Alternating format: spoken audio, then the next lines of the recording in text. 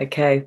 Hi, everybody. Welcome to Fellowship of the Golden Age. And today we have Julita. Yay! Hello, Neptune. Hello, Hi. everyone. Um, so it's been like you were like the very first person I ever interviewed, and that must be you were definitely the first, and that must be like more than 3 years ago now. So it's quite a long time. Yeah, yeah. I think Um, it was 3 years ago. Yeah.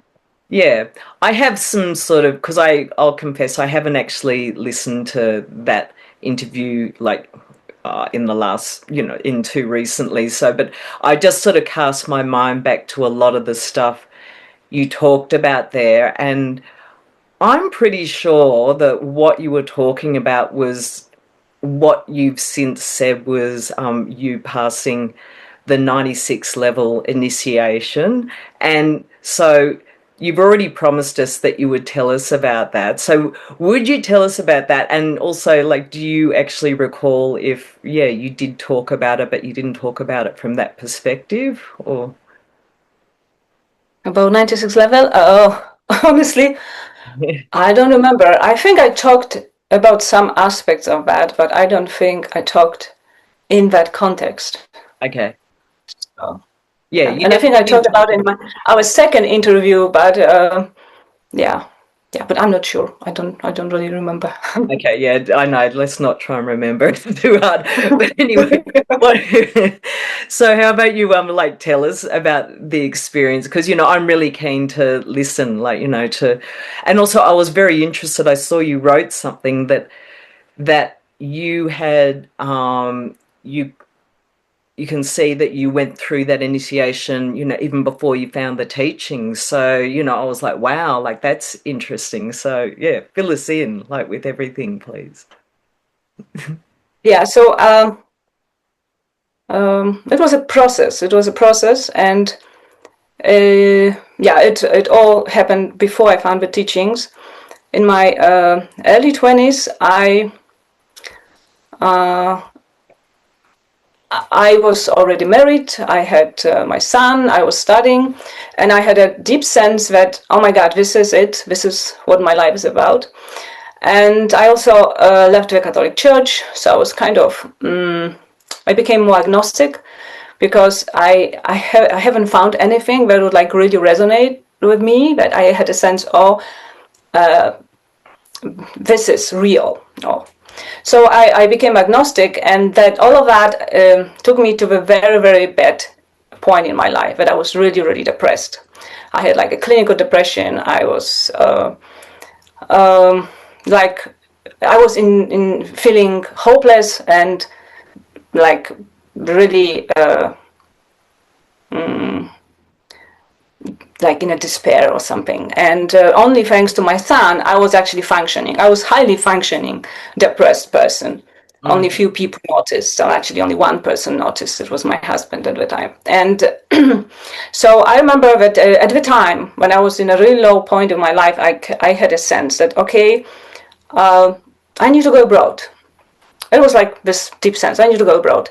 So I decided with my outer mind that because I was doing my PhD then and I mean, I would go to London because I could do my research there, and it was like logical. So I had a like inner prompting that you need to go abroad, but I translated it. You need to go to do your research to your PhD thesis.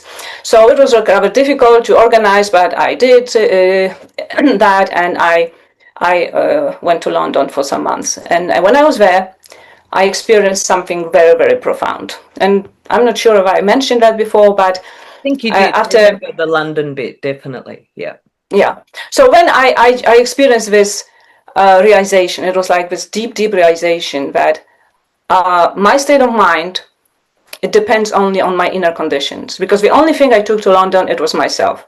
So in the beginning, I was really uplifted. I felt really energetic. I had a new purpose, but after some weeks, everything started coming back, and that brought me this thought. Okay, so the only thing I brought here with me is myself. So how I feel, it's all about my inner baggage. That's how I call it. It was just my inner conditions. I didn't know what they are. I didn't know how to name it, but I realized it's all about me. It's not about our conditions. And it was so profound experience that it shifted the way I saw the world. Suddenly, half of my depression was gone because I realized that I am like in charge of my life. I can decide how I feel.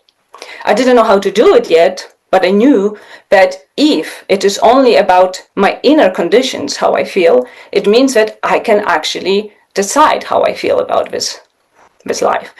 But of course, I didn't know how to do it. But I decided to go home.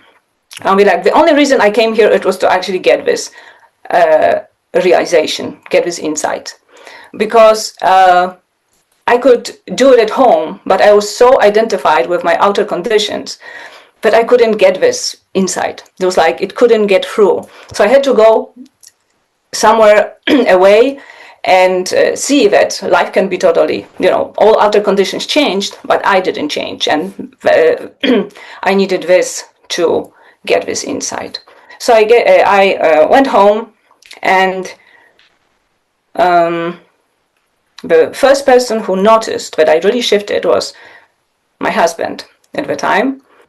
And I tried to explain him what happened, why I see everything so differently.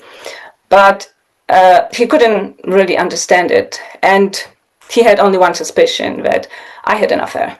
Yeah. And that actually matters, because that's what is like connects with what happened later. So after this experience, I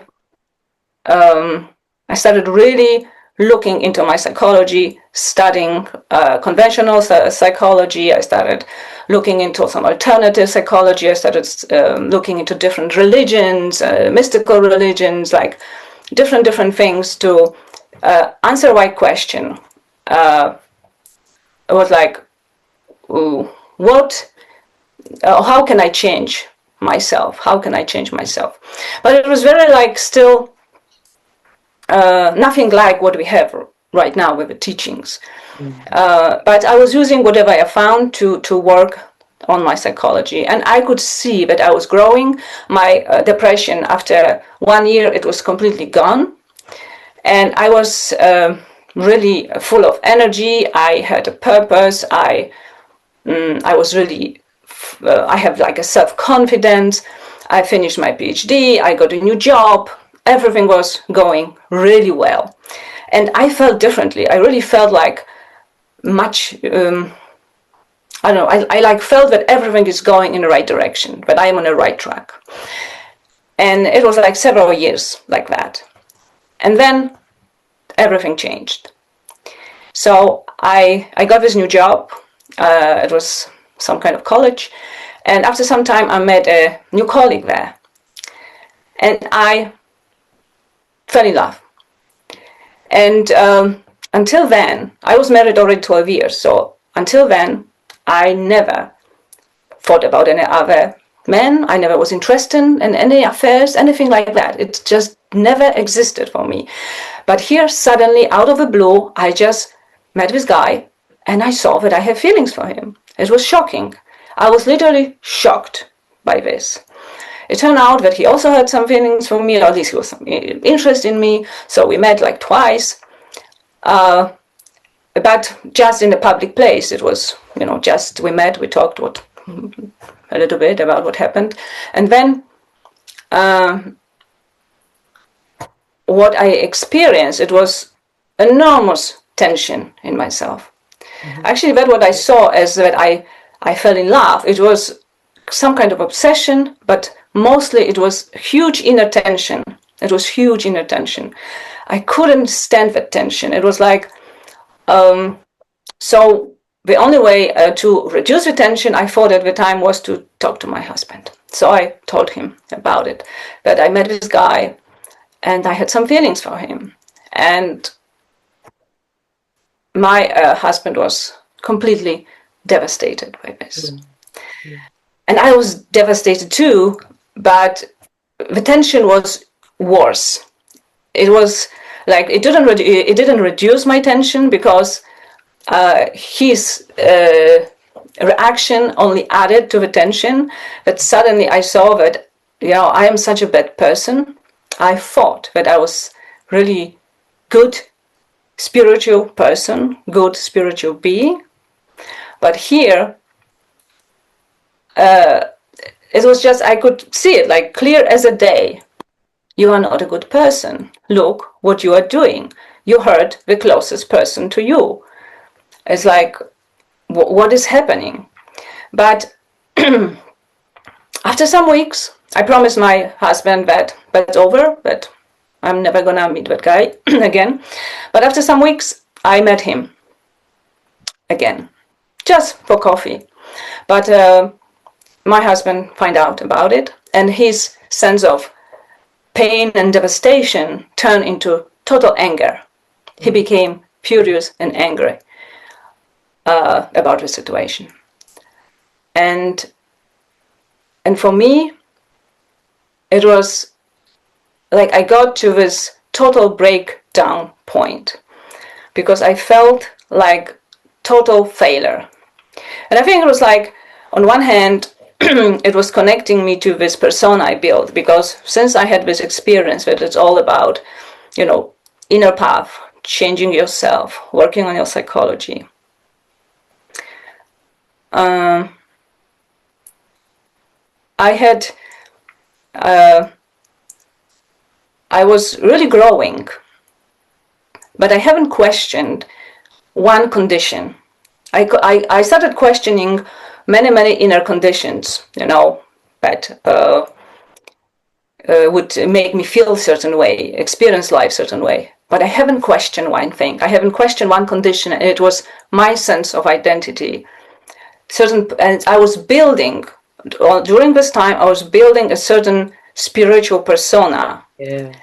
So I haven't questioned it how I should be, because I still had this image in my mind how I should be as a spiritual person. I never questioned that. I didn't have any spiritual teachings about that, so I didn't even think about questioning it. It was just, this is who I am, but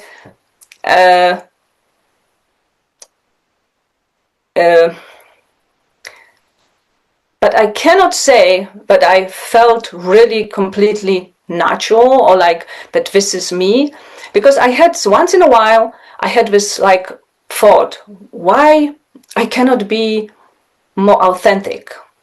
Why sometimes I feel so stressed about certain things? I had many situations I was really stressed about. Yeah. But it was even about, it became more and more extreme, in a sense that when I was a child, I was much more, spontaneous, like children are spontaneous. And in my 20s, I started shifting into this more controlled, person. I more controlled how I was. And it was becoming worse and worse. And even when I was growing, I was feeling much better. I still felt there was something there that I didn't see at that time, and I didn't understand why I feel that way. But it was like I was actually outplaying something. I was playing a certain role as a spiritual person. So it all came to this moment that I saw that I created this image of myself as a good spiritual person, good spiritual mother, good spiritual wife, good spiritual daughter, being good. I wanted to be seen as a good person. Mm-hmm. I wasn't sure what it means, how you define, but of course, good, it means that you don't do certain things. First of all, you don't hurt other people. That's a basic. You don't hurt other people. But that means that, and that's why I felt so trapped, which I wasn't fully aware until it got exposed so clearly. I felt so trapped because you can hurt people in many ways. Just even by being who you are, you can hurt other people because they have their own reactions, their own wounds, and when you are yourself, you can hurt that person, not on purpose, but you can hurt that person. And of course, because I wanted to be a good person, I had to avoid, in all means, hurting anybody. So it means that I had to be very, very careful what I do, how I do, things, what I say, because I didn't want to hurt people. I want to be very, very how you call it, considerate person who really took other people under consideration and their feelings, their emotions and reactions. And then it took me to the moment when, bam, you did something really that you cannot deny, that you hurt that person, you know. And of course, I didn't do it on purpose. It just happened. I was shocked by this really badly, and it brought me, awful tension. But also, it's when you look from the outer perspective, it came to me later, because when I was in that situation, I couldn't even think that way. When I was in that situation, I really thought and believed that I did something really, really so bad that is almost unforgivable. But sometime later, I realized, and some people actually, some friends told me, but Julita, you did nothing. You just felt, like you had a crush on a guy, you met with him twice or three times, but you didn't have an affair. And I said, no, I didn't. But for me, it didn't matter. Yeah. Because the harm was already done in the fact that I fell in love with another guy. And it was unforgivable. It was something which actually destroyed our relationship. And this is actually what my husband told me, because in his image, our relationship was very pure. We were our, first serious relationship. I was very young when we met. And so we got married very early. So it was very pure and honest. And a little later, I started actually noticing that my husband put me on a pedestal. So I was this very pure, good wife, good person, and many, many other things. But I was put on a pedestal. And that was also part of this feeling I had in myself that, when you're on a pedestal, you need to fulfill the role. You need to live up to the expectations. So I tried, subconsciously I tried. But of course, there's a really, really huge price for that. Yeah. Because you cannot make mistakes, you cannot be yourself really, especially when you are not that perfect. And this is what happened. I think I created this kind of persona, and I wasn't even aware of that for a long time. But for all my marriage, and my marriage was like a focal point of that, but not only situation, that I created this persona, this how I should be, and it was a trap. I imprisoned myself in it. And that situation, it was a blessing in disguise of catastrophe, because it was the only way that I could free myself from it. Because I couldn't breathe. You shattered the image for yourself, and you shattered the image for him. Like, wow. Yeah.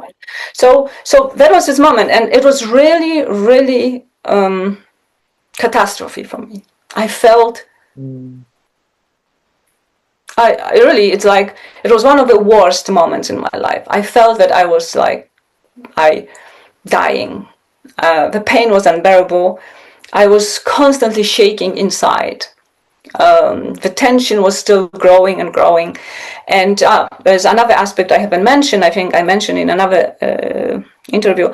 Another aspect was this public prosecution, because when my husband got angry about the whole situation, he told everyone about it. I mean, his family, my family, our friends. So everybody, neighbors knew. And for me, like today, I would only shrug my, shoulders and say, okay.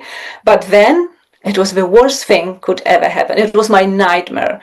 If somebody asked me, the worst case scenario, that would be something like that. But I hurt somebody, and now everybody knows about it. Yeah. How bad I was. Interestingly, after our first interview, when you talked about all of this, you told me, you felt like, an enormous panic, like straight after, because, you'd talk publicly, and not necessarily about that, but you'd had that reaction sort of.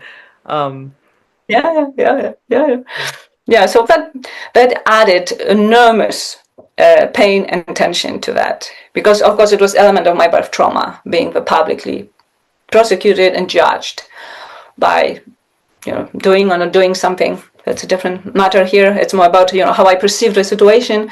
Mm. And so in some point, it was weeks, months in that enormous tension, pain. I was barely functioning. I only functioned, for my son.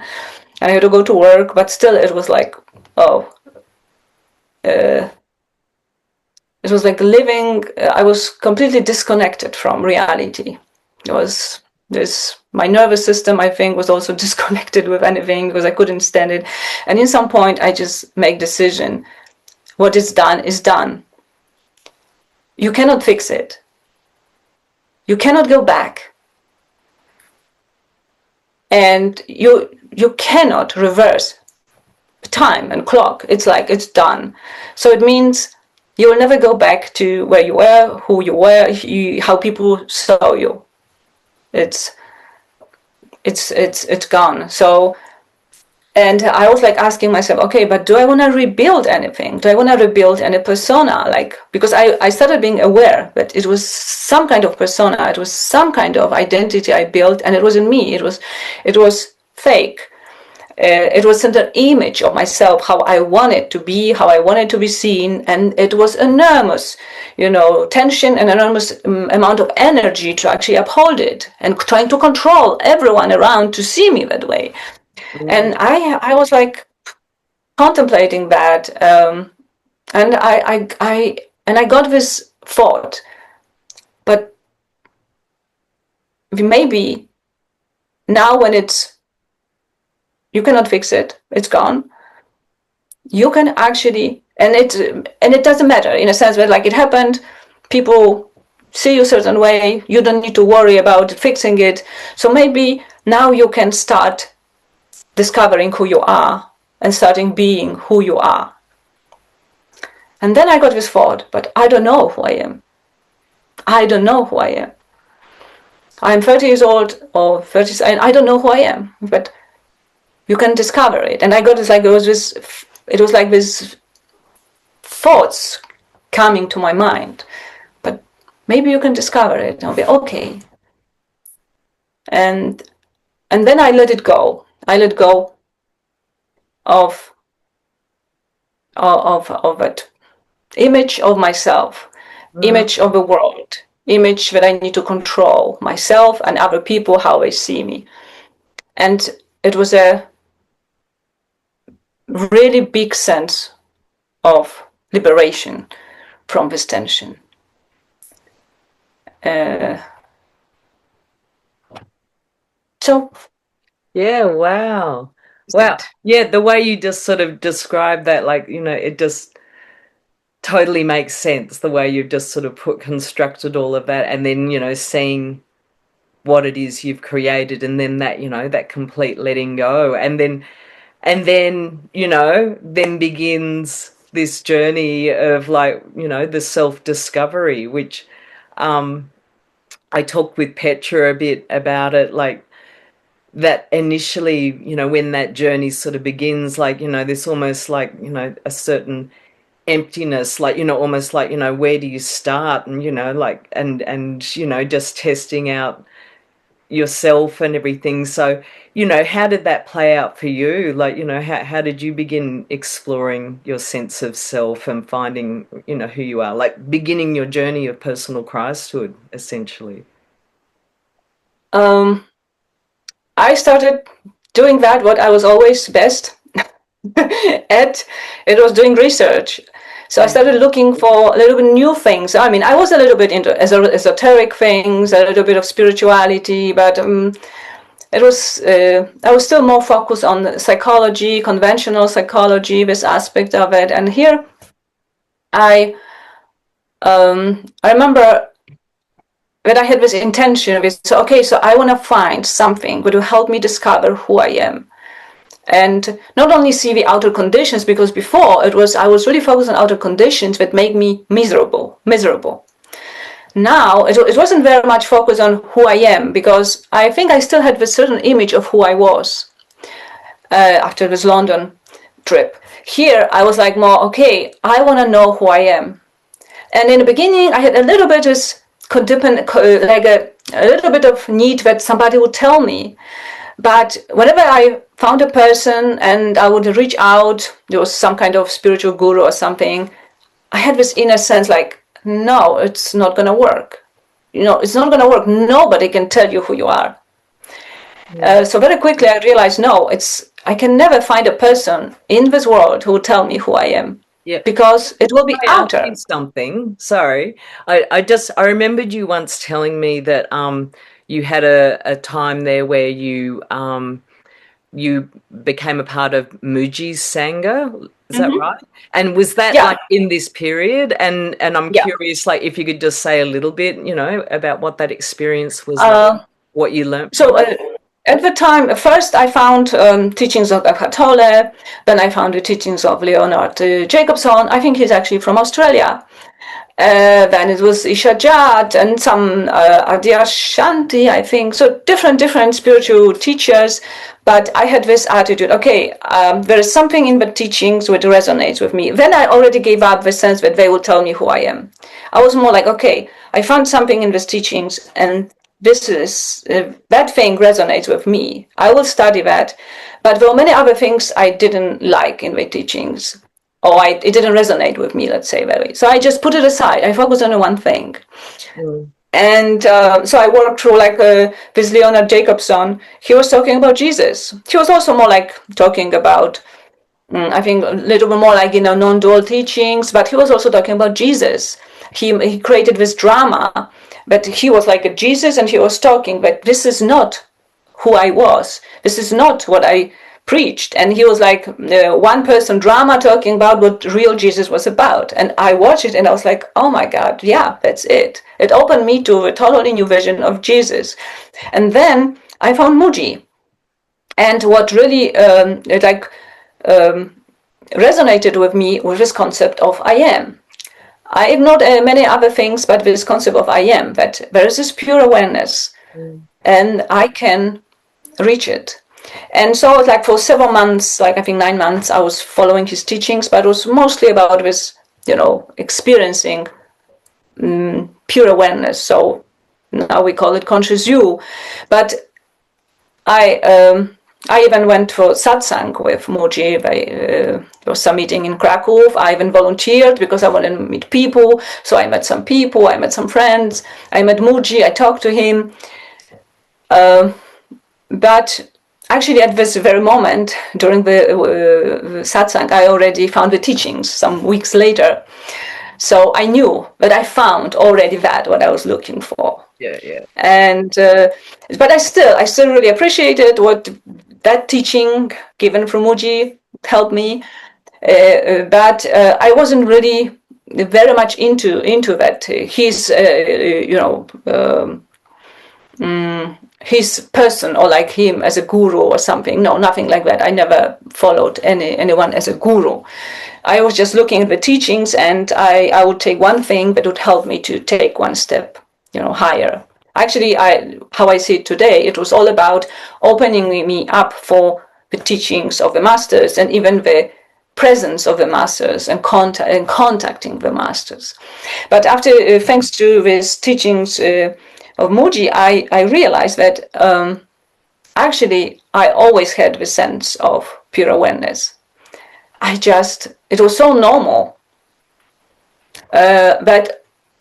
And I build this again. I build this expectation that it should be, because you read so much about this pure awareness and you read about sense of oneness.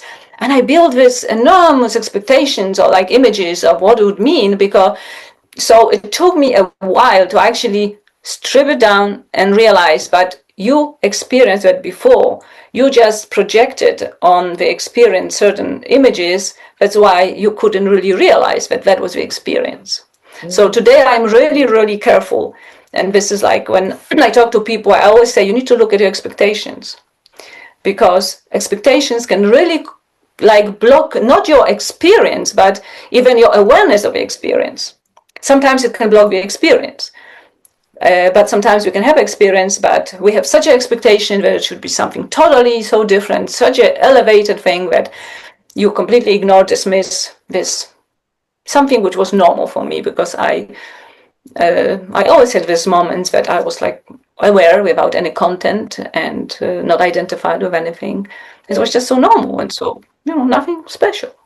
Yeah, yeah. So yeah, so there was I Muji there. find, yeah, and I find like, all of the lead up along the spiritual path, it's all about that preparation of teaching you to re-experience that which is already natural in you because we've been so, put through so much conditioning to sort of take ourselves into separation so that, like for me, I think it was the teachings of Muji and satsangs and also A Course in Miracles at the same time. And between the two of them, they sort of really help to sort of lay that foundation for being prepared and ready for, the teachings of the masters and everything. But I think for me, what, Muji's pointers as he described them was it just helped me to finally feel that sense of peace, like, and actually connect within. And then I got to a point eventually when I was just kind of like, but people are asking really valid questions and he would never actually answer their questions. And I just thought, so there's got to be more, I actually wanted a few answers as well. But yeah, it was just helping to wipe the slate clean. Like that was a great experience in that way. Yeah, yeah, Yeah. yeah. Yeah, I had this during that period. I had this 2 years when I had the sense that I'm looking for something and I don't know what it is, but when I found it, I will know it. And in every teaching I reach out to, there was something which helped me. But I had said, okay, I'm moving on because yeah, it was very helpful. I really like it. It helped me. But now I'm moving on until I found the teachings. When I found the teachings, it was like, okay, I found, I Yeah, the found something. search is over. We're done. Yeah, yeah. I knew that I'm done with searching, but the whole, the real work has just started. But I knew that I found it. I knew it, and it was yeah, yeah. We all know this feeling. So Yeah.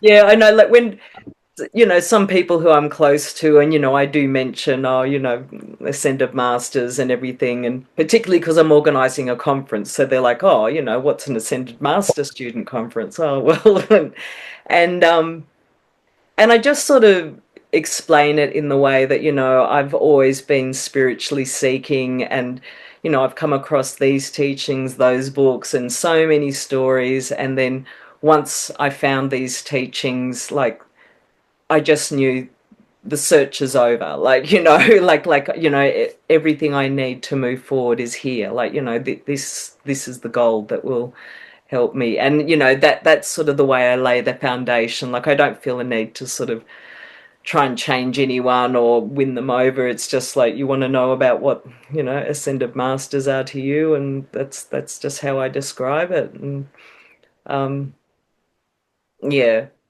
yeah. We can't go wrong with these yeah, teachings. yeah. So when I found the teachings, uh, the instantly because I was already open to completely new image or like a, perspective on Jesus. And when I found the teachings, there was this book, Master Keys to Personal Christhood. And when I saw this book, it was like, okay, this is it. And from very beginning, I started studying that book because I knew this is something for me here. Uh, and yeah, and for 2 years, almost 2 years, I've been fully focused on that book. Of course, I was studying other things because there were so many other things to study on the website, but I was really, really devoted to that book. Yeah. Yeah. That's the book I started with also. But I suspect that I was probably coming from like I was definitely coming from, that spiritual self and my concept of, like, oh, I'm ready for Christhood and everything. And like, coming more from that egoic perspective, I think. I mean, it still helps, of course. Like, it doesn't really Yeah. matter what your attitude is. It's still what is going to help you. But yeah, I just find it interesting. Like you can sort of have two people in two different states of consciousness, and and it doesn't matter. The teaching is going to open up something for each person in a different way. I guess it was breaking down, it was the beginning of just starting to break down that spiritual self. Like, I almost felt like I felt like it was almost like a bit too much. This is how I perceived it at the time, a bit too much about Jesus and his teachings and, the perception of Jesus from the church and Christianity. Like, I remember sort of reacting to that a bit, like just feeling You like, mean in a book or yeah, in the book. Like, I just remember in the like book? Yeah. that was my takeaway. Like, there were some things where Mm-hmm. I felt like it was very helpful or it was appealing to me, but yeah, but I stuck with it. I just stuck with it, and I guess Yeah, but the book was written, quite some time ago, and I guess it was some. Uh, mm, it's like the teachings are always given with some group, yeah, in perspective. So probably that time the masters were still directing more people who were coming from yeah. Christianity or Catholic Church or Well, something, and and almost as soon as I finished that, that's when the Avatar series happened, and I was like, "That's my stuff." Like, that's the gold. It just, yeah, that everything about that made perfect sense. I was never shocked by my lives or anything like that. Just explained so much to me, and um, yeah, yeah, when I master started giving these teachings about birth trauma and primal self, and I from very beginning, it started in 2015, or even a little earlier, because even in Song of Life there was some, yeah, they mention it a little bit. I had this deep sense of, this is why I'm here. This is I really felt that, oh, that will be a really hard work for me to get through all of this yeah. wounds, and yeah. So, have you resolved your primal self? Yeah, I think so. Yeah. So, do you want to share a bit about that? Like, what you discovered, like, what your primal self, how it would how it would function in the world and everything, and what you can see its belief most likely was. Um, it was I was discovering it in layers and from different angles. And honestly, I'm like, it started fading away because our last years I've been more focused on what brought me here to Earth. But my primal self was, of course, about me feeling completely inadequate on this planet. I felt not wanted here on this planet, totally rejected. But it was so painful because it was combined with this my inner feeling that there's something wrong with me on this planet. I knew that it's not something really wrong with me in terms of like a general being, because I had like inner memory that on natural planet I was functioning okay, but here on this planet there's something wrong with me.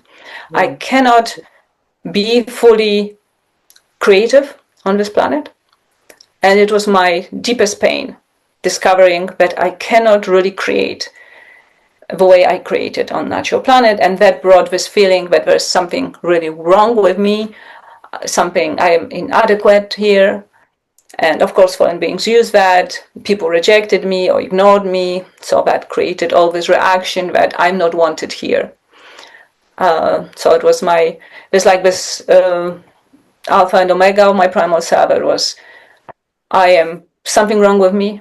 I cannot be creative on this planet. I lost my attainment. I lost my creative powers here on Earth, and then I am not wanted here. And so that it created this unbearable mixture of pain as a being here. It was unbearable to be here. So I think that this aspect omega that I say I am not wanted here it was more bearable. So like the primal self was protecting me from this deeper feeling, which was I lost my creative powers here. Here on Earth, I had this, most of my life I had this thoughts like I am good in nothing, I am a failure, or I can do nothing really well, or I'm not creative. And so was this aspect which was really the most painful. Then the awareness that I'm not wanted here, people don't want me here, so I cannot really fulfill my mission here. But I couldn't fulfill it anyway because I lost all my creative powers. So there's this unbearable thought, what's the point being here? Yeah. So. And so what is the point of being here? From today's perspective? Yeah. What's your answer? Yeah. Well, there is the point of being here is just to being here. That's all. Being here and express yourself without this layer of a separate self, this persona you build, and just get to the point of this innocence that you actually dare to be yourself, or whoever you are at the moment. You may make mistakes. You can be a little, it doesn't matter. It's all about expressing yourself wherever you are. Yeah. Whatever level of consciousness you are at, it is about expressing that. And it's not about the outer results. It's just about being here, experiencing what you express, and looking at your own reactions. But for me, from my perspective, the whole point of being here is to experience duality. I'm actually fascinated by duality. With every year since I started working with Gautama on my after I worked on my birth trauma and primal self, at least to high degree, I started working on free will, on my enigma of free will, and what brought me here. And I discovered that I am actually fascinated by duality when I stop looking at duality as something really bad, wrong, something what shouldn't be here, or that's something which is completely not desirable and wrong. I started discovering that I am fascinated with duality. What it can, how do you what kind of perceive it now? experiences it can give you. So how do you perceive duality now, at the consciousness you're at now? Like, what are your observations and how are you looking at it? Like, I'm just curious, like, what is this experience? First of all, I just see it as an experience. It's just an experience. We go into duality with an experience. Of course, it's a very tricky experience because it can trap us. We can get trapped, stuck in duality, and everything becomes so real. Generally, we are in reality simulator. So the earth or our mind actually is a reality simulator, so it makes things real. Experience we are going through, it makes real for us. So, of course, when we are in duality, duality becomes real, and that's why it is so tricky. But when you step away from duality, you can see that it's actually amazing what it can simulate, what kind of experiences it can bring, and people still believe in them. People still see it as real. That's fascinating. Yeah. Well, that we can go into this total illusion that we are separate beings, and it feels so real. And it feels so real, and it's so difficult to free. I know because I have gotten through it. I know how difficult it is, and how to start seeing through duality. How difficult it is to let go of a sense of separation, and how, and it's like, and it's not enough to see it once. It's like it's coming back and coming back and coming back, and you have so many layers, so many selves that are pulling on us. It's a maze. So duality, we are here on earth, duality is just one big maze, and for many people it's an abyss without a bottom, actually, because they go deeper and deeper, because it's no end. In your own mind, there's no limits for what you can create and believe that this is real. And Mm. that's fascinating to me. It's like I'm very new in that, but I'm like studying and looking at it, how we can make, we can have experiences, we can believe in certain things, which are obviously completely out of touch with reality, but people still believe in it. And that's fascinating for me, how human mind can go into this self loop, system, or like this self-validating system, that it really makes the experience real. And Mm. it's so difficult to get out of this loop. I It's re- fascinating. yeah, yeah. So, okay, so you can refer to, experience with me because, I'm not worried about you talking about me or anything, but, you saw me, while I was totally wrestling with my spiritual self and my ego, like, overcame, and I was so trapped in duality. Like it was a very, very frustrating experience from the inside, but I had to create this picture of what my connection with you was, and I didn't. I just, yeah, I had to have you inside of this box that, had you under control and everything. And, we just hit this point where, I tried to sort of make you, yeah, I wanted you to validate, my perspective, and you wouldn't validate that and everything.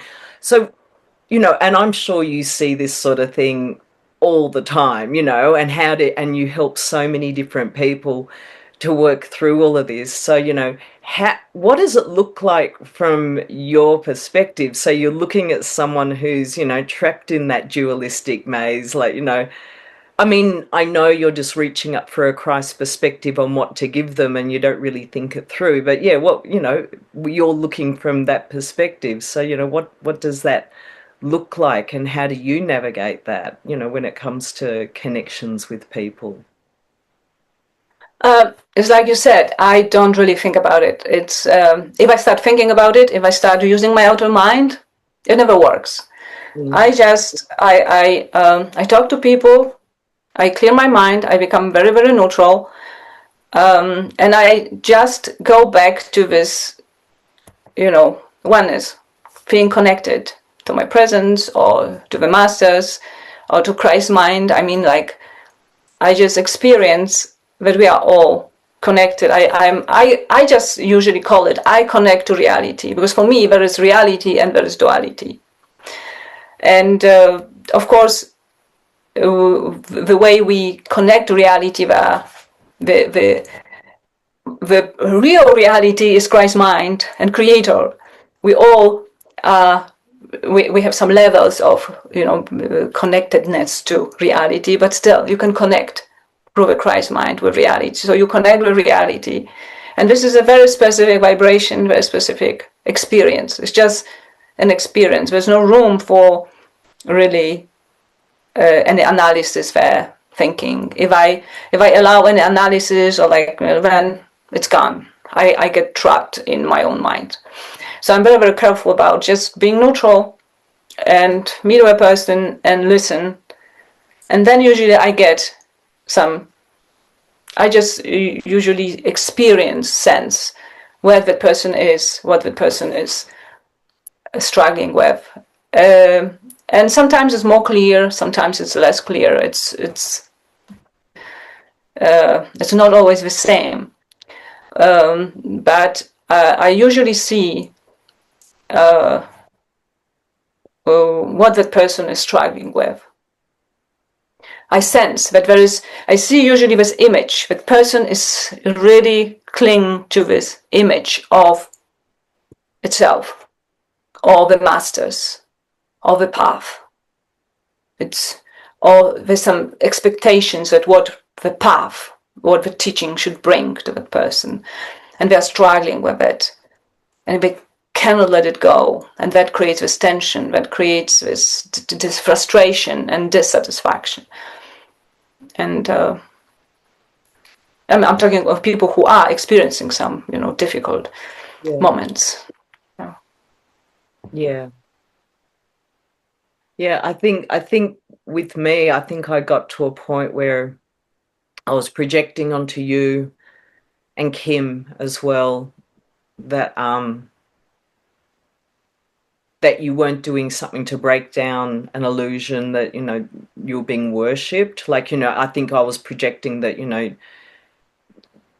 you, yeah, that you're superior and, you're letting people believe that you're superior. Like, yeah, I remember that was sort of what I was trying to sort of put on top of you. And for some reason that really mattered to that self in me. Like, yeah, it was a Yeah. very, um, But also knew at the time that you never met Kim, for example, because if people met Kim, it's very difficult to uphold this illusion that he feels superior to anyone. yeah. But I'd Um, met you and I knew that was the thing. Like, I'd met you and I knew that deep down, but it just took from, I don't know, I had to sort of go deep, deep, deep into it and sort of separate off from you. Um, and then my niece committed suicide, and that sort of just gave me this big reality check of like, because that, in a sense, like, suicide really is, the ultimate of self-focus, when you can just destroy the body that you're being given. And I remember that was just one of the first things that sort of came to me, as I sort of settled into this process of, with this helping the family with the fallout of this suicide. Was I just saw you, and I could just see, like, there was nothing superior, nothing judgmental. Like, there was only ever, unconditional love. So, I just saw it all very clearly and quickly and easily. But and that was just, it was just very easy to shift, in that moment. Like, it was just like, oh, I can let that go, like all of it, all of it. Little bits tried to sort of hang around, but it was just really easy to go, nah. I just knew I've got to let go of every last bit of that. It's all, none of it's real. And yeah, yeah. Yeah.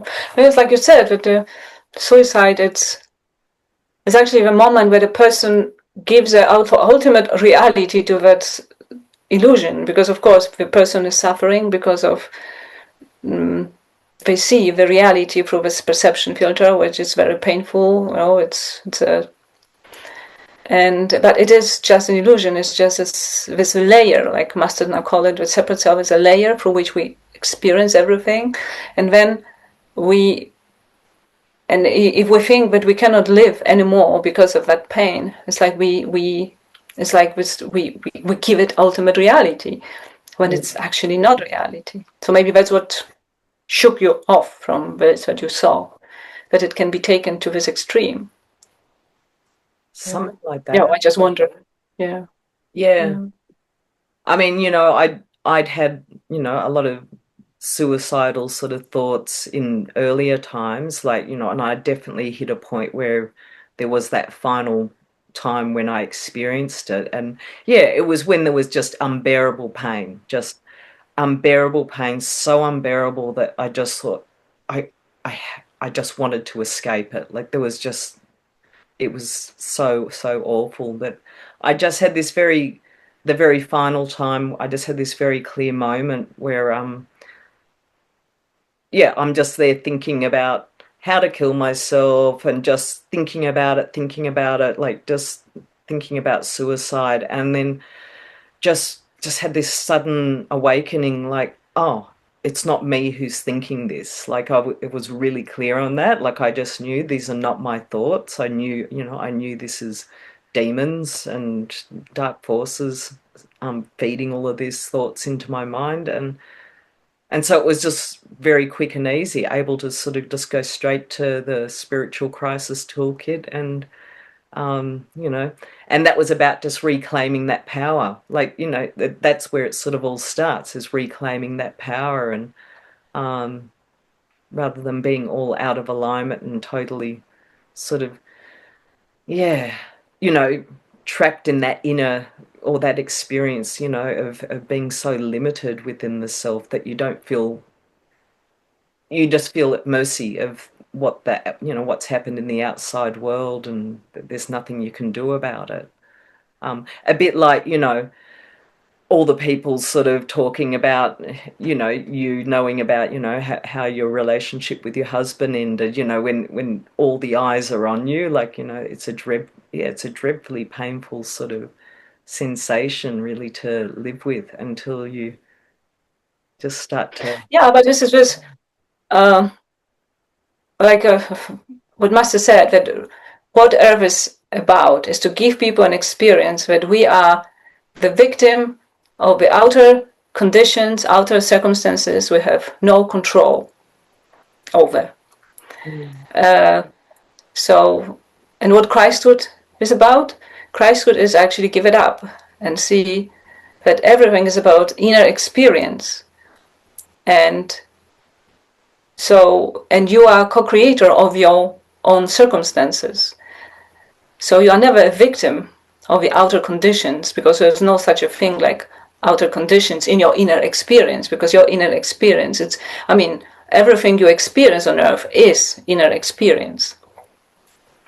Mm. Mm. And the Christhood is about shifting from feeling a victim of these outer conditions that you have no control, over, to this sense that I am actually co-creator of my inner experience, and I can choose my inner experience. That takes, it's not that you can switch like this from 96 and you start experiencing life that way, but you can start realizing it. Yeah, it is inner experience, and I can have control over my inner experience. And it took me a very long time to where I actually now started fully grasping it, what it really means, that everything is an inner experience on this planet. That Yeah. we cannot experience anything on this planet without, our mind. And our mind gives us a sense of reality. Our mind gives us a sense of, this inner experience, and we can decide what kind of experience we want to have, despite of the outer conditions. And that's the most difficult thing on this planet, because we are programmed to believe that in a particular conditions you always need to feel this way, Yeah. that angry, miserable, unhappy or something. But the Christhood is about realizing, Christhood is about many things, but one of them is that you can choose your inner experience. Yeah. Yeah. And that's sort of, I'm just sort of, that seems to be, the key lesson of late, which is I'm just constantly, I've been really experimenting with it, but I'm not so worried and caught up generally with, having to express myself through, what I'm saying, having to say something, profound or deep, or, something that's going to help other people. I'm just focusing on that inner just being connected with the Christ. And generally, what that manifests as is just, this sense of just feeling, this constant flow of joy, and, like the love just flowing through me. And it's nothing more. It's just very simple. Like I'm just allowing this simplicity of presence to flow through me. And, I'm not worried about, anything else beyond that. Like just attuning with that inner experience. And that just seems to be I don't know, it's the experiment, it's the experience, that's the way I'm expressing my Christhood right now. Like, who would, the past me, the spiritual self, like, had all these grandiose ideas. And, don't get me wrong, there's still some grandiose ideas that I know I can keep dismissing, but, of what Christhood is all about. But, I'm just breaking it down to this simplicity of just the energy, just letting that energy flow through me, and keep it just keep it there, like allow that to happen in every possible way. So Yeah, yeah, yeah. yeah. Yeah, it's just in a connection. There's such an innocence in it, because when we are connected, we can actually put aside this, like, like you said, all of this, big dreams or expectations. It's just about expressing that what's coming, and and not worrying about if other people reject it as well, because some do, some just, I don't know why, like they just outright reject it. Like I teach little kids swimming, and that joy is always flowing, and just most of them respond to it very positively. There's just some kids for some reason, like it doesn't stop me. Like it does not touch me at all. Like that love just keeps flowing and the joy keeps coming. And yeah, because that's half the trick, isn't it? Like like not everyone's going to respond to that, and that's okay. Like mm, Yeah, yeah. It's just about, for me, what for me, it's like just this innocence of just being, expressing something without this layer of how I should be, how people should receive me. And of course, we all know it intellectually that that's how we should be without this. But yeah, actually connecting with it really and live it. It's so simple and it's so innocent and it's so much joy in it. Joy. It's just this bubbling joy yeah, yeah, and yeah, and beauty. yeah. Yeah, yeah. And yeah, in whatever shape or form it flows through. And so I bet like, through the years, because you're so prominent and everything, being the messenger's wife and everything, and but because you've met so many people and you've been to so many conferences, and initially a role was cast upon you and everything. And so I imagine that's sort of been a great way to sort of begin to sort of experience yourself, and to connect more and more with that natural flow through yourself. Like, do you want to share a little bit about that? Uh, yeah, it's from very beginning I was very aware that some people had certain images about how I should be, and they were different. Different people had different images about my role as Kim's wife, and I felt some pressure in the beginning. I felt stressed, and during my first conference with Kim, I just this pressure was really unpleasant, and I really don't like feeling pressure. I didn't like feeling tension. It's so I just connected like within. I realized the only way to survive it was to just be myself, not trying to go into any role, not trying to fulfill any of these images, and just be myself and allow people to have their own images, and not fight them, not trying to, convince people that's not who I am. Just be myself, and that worked for me, and it worked for me. And thanks to that, I was like more and more open, and I could really openly and honestly talk to people, and that was one of the most beautiful experiences I had during, of course, the presence of a masters, but talking to people in this very open, honest way. It was this meeting of the hearts. That was beautiful. I uh, I was, yeah. It was more that I could actually dream of as a reward for all of this effort with conferences or something. It's just a beautiful experience itself, Yeah. meeting people on the level of the heart. Yeah. Wow. Well, yeah, I'll be experiencing my first one in about a year or something from now, like yeah, with the one in Sydney. So I don't know. It'll happen when it happens and everything, but I'm just so much looking forward to that experience. It'll be a first for me. So, um, to be present with, everybody there, and yeah, to be invoking light together, and it just sends a big thrill through me. But I did also, and I mean, I know you've already been talking about this, but I did just want to sort of get some of your perspective on um, free will. Like, where I feel like I've been sort of working through free will in sort of layers, just working my way, bit by bit. And I feel, I'm not sure it's something I'll ever have, fully sort of resolved, because to me it's like you experience it, you experience that sense of your own free will, and you experience accepting the free will of other people, but it's sort of like it just keeps playing out in increments. And I wondered if you could maybe just like elaborate from your perspective on how you see that, and what your experience of free will, and how you have worked through it, and where you see that might be going.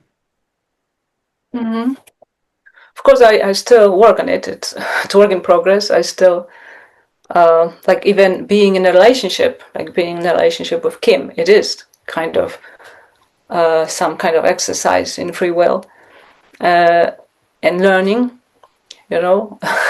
what free will is, how, But what you are asking about, I guess it's about this dilemma of free will, what brought us here, more as an avatar. So I've been working on it for several years, really, really. I was really focused on that because I realized that I had tension, and again, tension is something I don't like. But again, you need to go into tension to actually resolve it, and it was always something I wanted to avoid. But so I have realized in some point that I had a deep tension about being here on Earth, and um, so I started examining what was hiding behind it. And it again, it was this dictation from Padmasambhava about feeling obligated to people of Earth. And I realized that I have some sense of obligation towards people. It wasn't an outer sense of obligation that I like this should, that, oh, you should do something. But so I started looking into what brought me here to Earth. And I got to this vision that when avatars were called to come to Earth, I had some dilemma, because I had this sense, okay, can I? It was more like, can I, as a being, spiritual being with some level of Christhood, can I move on with my life as, for example, to ascend or to go to another higher planet, in a situation when there are planets where people are trapped in duality. It was this dilemma that I couldn't resolve. It was a real dilemma.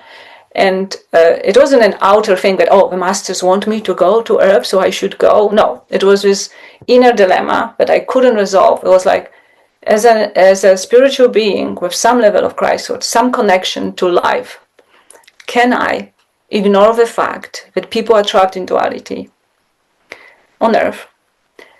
And they will be even more trapped in duality because they're fallen beings there, so it will be even worse. Can I move on? Can I ascend? Can I just go to another, higher natural planet and grow, ignoring the fact that people are trapped in duality? And I couldn't resolve it.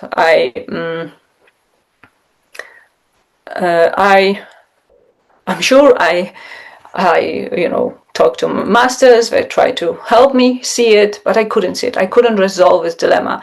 And why? And of course, one of the reasons was that I thought that being trapped in duality is a problem. It was assumption I had. I had to have this. Because if I didn't see being trapped in duality as a problem, then I would just move on without even thinking about it. So obviously I had to already have assumption that being trapped in duality is a problem. And why being trapped in duality is a problem? It is that you suffer, you are suffering. When you are trapped in duality, you are suffering, and you are also trapped. So it means that you cannot freely free yourself from it. You need some help from outside. And of course, the whole universe is designed that way, that people are never left alone. There is always a Christ in some form that can reach to people. People always can reach the Christ, so they can free themselves. But in my mind, I created some kind of drama around it. And I was part of the drama, of course, that I need to come to Earth because so somebody needs to come to Earth and help people free themselves from duality, help them see duality so they can free themselves from it. So I wasn't thinking that there is this mechanism, safety mechanism built in the universe, that people are never trapped without ability to free themselves from it. I created some kind of drama that I need to go down there and help people free themselves from duality, which meant I need to make them see duality. Not only demonstrate them that there's alternative duality. My drama was I need to make them see duality so they can free themselves from duality. Which is kind of impossible. Yeah. So, but I think that the basis for that was this dilemma of free will, that I couldn't resolve this dilemma. That's why I created all this drama, to actually have a reason to come down to Earth. But the dilemma was, is our free will really free? If some other people are trapped in duality, we are free to move on, or our choices are dependent on their choices, because people are trapped in duality because they make certain choices. And my question was, is my choice of ascending dependent on choices made by people who are trapped in duality, and their choice is not to free themselves from duality? But I couldn't see it that way. It took me all this time here, and only after when war in Ukraine started, I started seeing it. Because I started seeing that I was really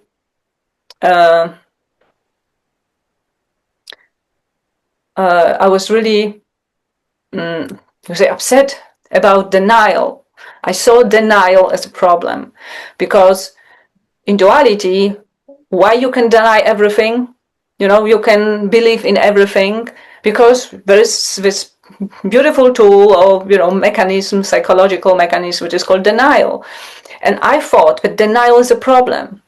And when I saw that Russians were denying reality of war in Ukraine, I was like really, upset about it, because I could see that they will never see reality because they deny it, and you can twist around everything.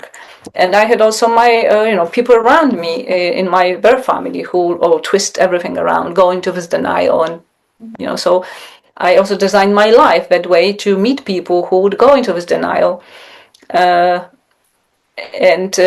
I would see it as a problem. And finally, I got it. I realized that denial isn't a problem. Denial is just a mechanism that allows people to go into deeper duality, and that's it. And when I accepted denial as just a tool that people can use, psychological tool to go into a certain experience, suddenly the tension completely disappeared, and I could accept that not only denial isn't a problem, duality isn't a problem, and I finally got it that my free will is free, so it means that my free will choice is not dependent on free or not free choices of other people. So if people are still choosing staying in denial, in duality, it's their choice, and I am free to move on. And that was very important to me, because I had to get to the point that being here on Earth, having some close people to me who are still trapped in duality, and struggling for all my life with that I cannot make them see certain things. And then get to the point that I would say, okay, so I will have to ascend, and they will still be trapped in duality. Is it okay? And I got to the point finally that I said, yes, it is okay. I can ascend, and I got to the point that I said I can. I resolve this dilemma. I say, yes, it is okay. It is my free will to ascend, despite that other people are trapped in duality. But I got to the point that I said, I want to ascend, despite that other people are still trapped in duality. I am free, and um, because I want to experience more than this. I Mm. really want to move on, and I want to experience more. I want to experience reality. I'm done. I have enough of experiencing duality. I appreciate it. I got to the point that I really can appreciate this experience, both experiences. Mm. I can experience it, even looking at this mess today on Earth. I don't have any reactions to that. What's happening? Uh, Can I I ask you about just, something? yep. So this is so it's not so much the denial that I'm sort of working through or struggling with at the moment. What's sort of getting to me is when people use their free will to try and control me. When they project, this is how we want you Mm-hmm. to behave, what we want you to do, and they push very hard on it. And I find myself that's the main thing that, I'm really having quite a strong sort of reaction to at the moment. All I can do is laugh about it, but I mean, it is bugging me, like, and I'm just noticing it's happening more. It's just happening more. Yeah. Like being micromanaged and controlled, and I guess I'm probably struggling with my own free will in all of that. Maybe haven't quite sort of peeled this one apart yet, but I'd be curious on your perspective. Yeah, I had a reaction to that too. I had no, not that many. It wasn't my main problem. I mean, I had one or two very important people to me who tried to really control me, and I had a very strong reaction to it, and that's why. And I finally resolved that tension problem in that relationship when I finally realized that in order to avoid these people controlling me, I try to control them and I try to change them because, and it was so subtle that in many, many cases I just didn't see it. And it was like over and over again. The last 4 years, it was like my main, in one of my relationships, my main focus. That I thought that I'm not trying to change that person, but I tried. And in some point, I finally saw it that because I really didn't like that person tried to manipulate, control me, in a push me in a certain direction. I try to change that person. I really tried to change that person in a very subtle way, but it was this intention, versus agenda that I thought. If a person changes, then they will stop manipulate me. But the problem was that I was still reacting to them, to that person manipulating me or controlling me. So it was much easier and straight way to just stop reacting to that instead going around trying to force that person to change and then that person stop doing that and then I will not have to react to them, which I didn't like. I didn't really like the So I'm trying, feeling. yeah, I'm trying to control to not be controlled. Yeah, Like, yeah, yeah. That's impossible. yeah, exactly. Yeah, It's just impossible because it's frustrating because it's impossible. I can't do it. Like, it's yeah, yeah, yeah. Yeah, and when I finally let it go, then I mean, I just said, oh, it's okay. I accepted that the person can try to control me, but I just don't need to do it. I don't need to do what the person wants me to do. I can decide. It was again, I can decide what kind of inner experience I want to have in relationship with that person. I want to decide what I want to do, for that person, what I don't want to do for that person. And that was it. When I finally gave myself a right to make these decisions, it it resolved itself. mm. Okay, that's good. Yeah, I will. Yeah, I'll Yep. definitely apply that. That helps. That's good. But okay. I think we've been talking for quite a while.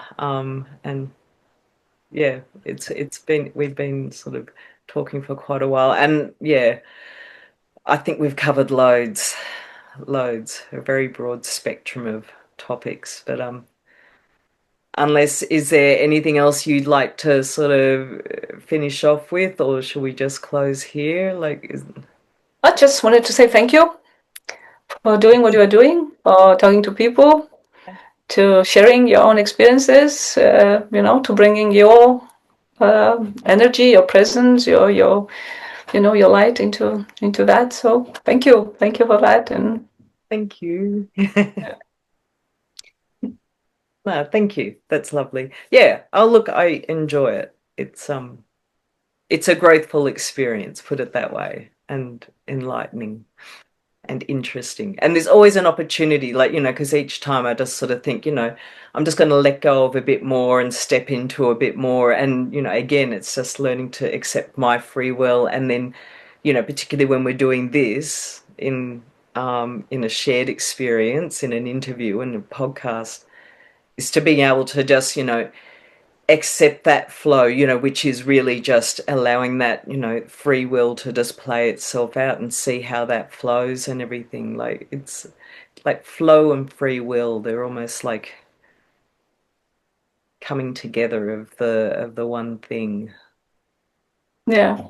But I love watching it because I really love seeing, listening to different perspectives. And yeah, one way we can say we have many similar experiences by certain patterns we have, but at the same time we have different experiences. We are a little different, and that it's a really great reminder for me, especially when masters really focus on that. They tell us it over and over again that the golden age will come through diversity, not through sameness or uniformity.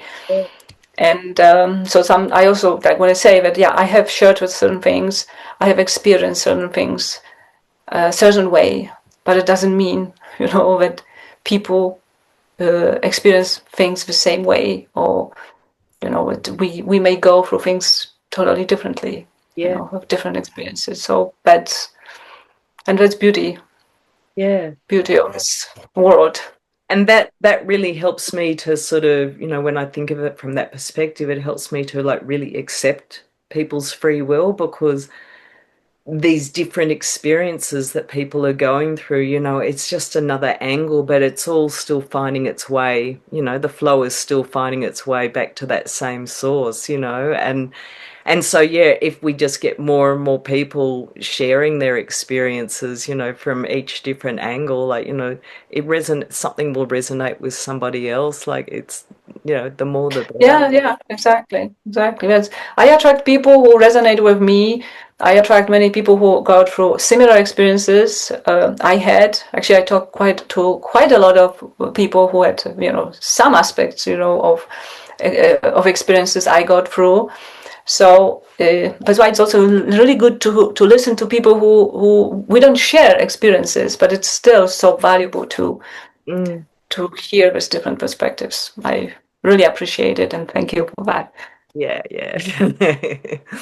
Okay. Well, thank you so much for sharing, all of your experiences and insights today to you later. It's been, yeah, really lovely to flow with you, and very different to what it was 3 years ago when I was looking through so many different lenses. So, yeah, thank you.